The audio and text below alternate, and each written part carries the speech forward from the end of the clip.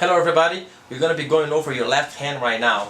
I want you guys to have this position so you can see exactly how it's going to be the position of your left hand when you're playing the guitar. Okay, make sure the most important thing is the thumb. Okay, make sure the thumb is always around this position here.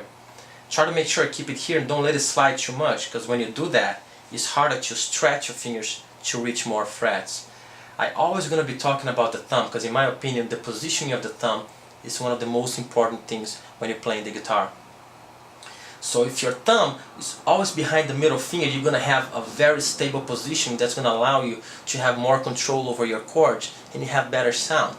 Make sure the thumb is always behind those fingers. As you start getting better with this positioning, you can use your thumb in the future to go a little bit up to rest more your wrist. But in the beginning, make sure you keep the thumb down and your wrist around this position here. Don't let your wrist go too much like this. Make sure your wrist is a little bit pushed in here. I do that with my students all the time. As soon as they start playing, I push their hands like this to make sure they have a good dropped wrist when they're playing the guitar, allowing them to curve more the fingers.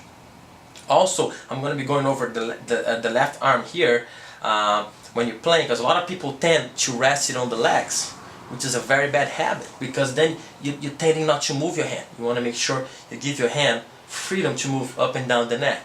And as you move up the neck, always the middle finger is pretty much with the thumb.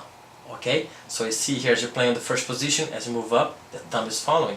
It's very natural that people, as soon as they start moving, they keep the thumb the same positioning, and then they wonder why they have bad sound, why their chords don't sound the same, or why it's so hard to chord change it. You want to make sure you always move and adjust the thumb for each chord you're playing, or for whatever position you're playing with the guitar.